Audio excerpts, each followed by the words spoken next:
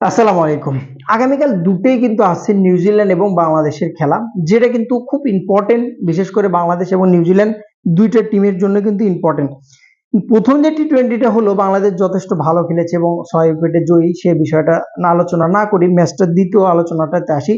সাকলাইন সুযোগ পাবে কিনা। এখন প্রশ্ন হচ্ছে, নতুন যদি কেউ টিমে আসে, সেক্ষেত্রে যে জিনিসটা হয় যে কোনো সিরিজ নির্ধারণী ম্যাচ যদি হয়, আগের যে একাদশটা, যেটা জয়ী একাদশ থাকে, অর্থাৎ যে একাদশ নিয়ে যেতে বাংলাদেশ বা যে টিমই হোক না কেন বিশ্বের প্রায় সেম কাজটা করে, পরিবর্তন না করে পরের ম্যাচ কিন্তু সেম ভাবে নামায় দেওয়া হয়।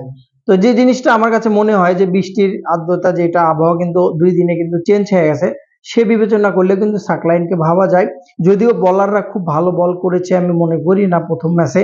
তারপরেও রিপন মন্ডলের ভালো ইফেক্ট ছিল, রিশাদের ২টা উইকেট ছিল, শরীফুল যথেষ্ট ভালো করার চেষ্টা করছে। বাট সাকলাইনের কখন দরকার, সাকলাইন কিন্তু প্রথম ম্যাচে নিলেও কিন্তু ভালো করতে পারতো না, কারণ তার কাছে মেন অস্ত্র গতি না, তার কাছে মেন অস্ত্র সুইং ছিল, এবং লাইন লেন্থ সুইংটাই কিন্তু সাকলাইনের কাছে মেন।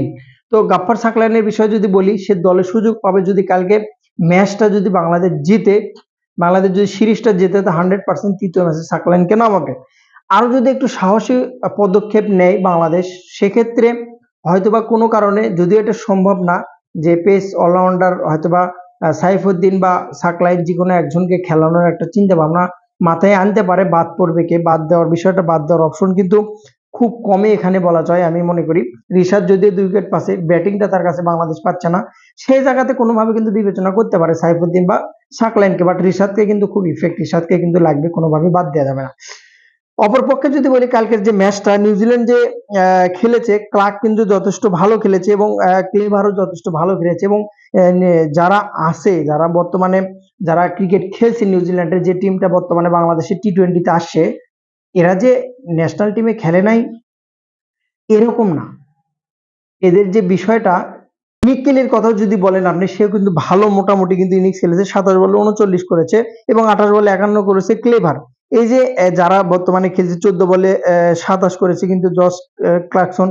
এই যে যারা বর্তমানে ক্রিকেট খেলছে নিউজিল্যান্ডে, অনেকে কিন্তু তাদেরকে নিয়ে নানানভাবে সমালোচনা করতেছে, কিন্তু সত্যিকার অর্থে তারা কিন্তু পরীক্ষিত ক্রিকেটার নিউজিল্যান্ডের, এবং বাংলাদেশের সাথে খেলে কিন্তু রচিন রবীন্দ্রের মতো ক্রিকেটার তারা কিন্তু পাইছে। সো কালকে কিন্তু আছে বাংলাদেশের সাথে, যেটা সিরিজ নির্ধারণী ম্যাচ, সিরিজ নির্ধারণী একটা খেলা, যেটা সিরিজ নির্ধারণী বিশেষ করে বাংলাদেশের জন্য। নিউজিল্যান্ড যদি জিতে যায়, তাহলে আর একটা টি-টোয়েন্টি থাকবে, সেটা হবে সিরিজ নির্ধারণী। বাট বাংলাদেশের উচিত এই চান্সটা না দেওয়া। যে ফর্মটা বাংলাদেশে বর্তমানে আছে, ওপেনিং এ যদি ম্যানেজমেন্ট এখনো চায়, বারবার বলছি, তানজিদ তামিমের সঙ্গে কিন্তু ইমনকে খেলাতে পারে, আমি বারবার বলছি, এবং সাইফকে কিন্তু নিচে নামানো উচিত। সাইফের ব্যাটিং স্ট্যান্ড ওইভাবে কিন্তু হচ্ছে না, এবং সে আগের যে বাউন্ডারি ধান্দা, সেই বাউন্ডারি ধান্দায় থাকে। দুইটা ওপেনার কালকে যেভাবে ব্যাট চালাইছে, তাতে করে কিন্তু তারা কিন্তু সিঙ্গেল বের করতে পারেনি। সিঙ্গেল না নিয়ে বারবার কিন্তু পাওয়ার হিটিং করতে যাচ্ছিল, পাওয়ার হিটিং করতে যায় মিস আউট হয়েছে, এবং বারবার কিন্তু ব্যাটে বলে সেরকম ভাবে আসছিল না। যখন আপনি ব্যাটে বলে না হবে, অবশ্যই কিন্তু আপনি চাইলে টুকটাক সিঙ্গেল নিয়ে টাসে ফিরতে পারেন, তারপরে আপনি কিন্তু হিটিং করতে পারবেন। বাট ওপেনাররা কিন্তু কাল মোটামুটি চাপে ফেলাইছিল, আবার তারা অনেক সময় ম্যাচও উইনিং করেছে। তবে কালকে যে দ্বিতীয় টি-টোয়েন্টি আছে, এটা এখানে কিন্তু ভুল করা যাবে না। আর সাকলাইনের বিষয় যেটা আমি বললাম, যে হয়তোবা নিলেও নিতে পারে চাইলে, ম্যানেজমেন্ট চাইলে। তবে কালকে কিন্তু কোনো ভুল করার অপশন নাই, প্রথম থেকে সেভাবে চাপে ধরতে পারবে। বাংলাদেশের একটা প্রবলেম, সেটা হচ্ছে যে একটা জয় আসলে কন্টিনিউ করতে পারে না। একটা জয় এতদিন পরে যে ১৮০ রান চেস করে নিউজিল্যান্ডের মতো টিমের সাথে এরকম ভাবে জিতাটা, এটা কিন্তু অবশ্যই স্বস্তিদায়ক, অন্তত বাংলাদেশের ক্রিকেটের জন্য এবং বাংলাদেশের ন্যাশনাল টিমের যারা ক্রিকেট খেলছে তাদের জন্য, দর্শকের জন্য। বাট এটা যদি আপনি কন্টিনিউ না করতে পারেন, একটা ম্যাচ জিতলেন, আরো ৪টা ম্যাচ হেরে গেলেন, সিরিজ জিততে পারলেন, বা অন্যটাতে আবার ১৩০-এর প্যাকেট হলেন, এরকম না। এখন বর্তমান যে ক্রিকেটের সময়, যে ক্রিকেটটা এখন বর্তমানে চলছে, তাতে বিবেচনা করলে ২০০ রান টি-টোয়েন্টিতে অনায়াসে। অথচ বাংলাদেশ ওয়ানডেতে কিন্তু এখন বর্তমানে কিন্তু ২০০ রান করতে কষ্ট হচ্ছে।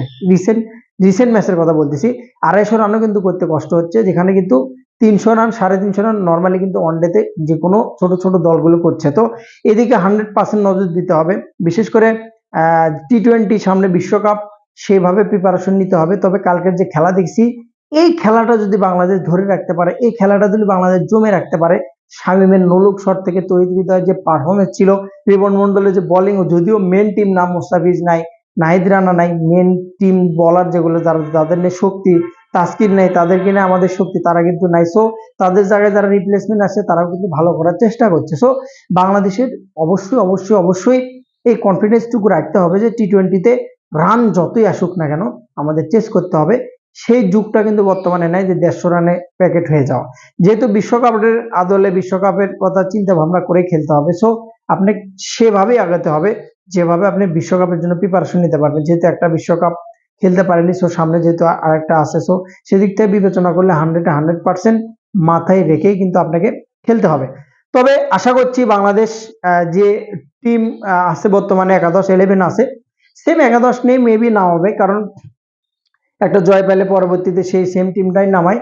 কাজের কিছু নাই আহামরি। ওপেনাররা যদি একটু ভালো করে, সাহেবকে যদি একটু চেঞ্জ করে দেয়, তানজিদ তামিমকে যদি একটু পাওয়ার হিটিং এর দিক থেকে মনোযোগ দেয়, অবশ্যই যদি পাওয়ার প্লেয়াররা ঠিকঠাকভাবে বাংলাদেশ ব্যবহার করে, তাহলে অবশ্যই সিরিজ কিন্তু বাংলাদেশই জিতবে। সময় সাপেক্ষে কথা বলবে, কালকেই বলে দেবে কে জিতবে। ভালো থাকুন। অবশ্যই ভিডিওটি ভালো লাগলে সাবস্ক্রাইব করুন এবং ফেসবুকে যারা দেখছেন তারা অবশ্যই শেয়ার করে দিন।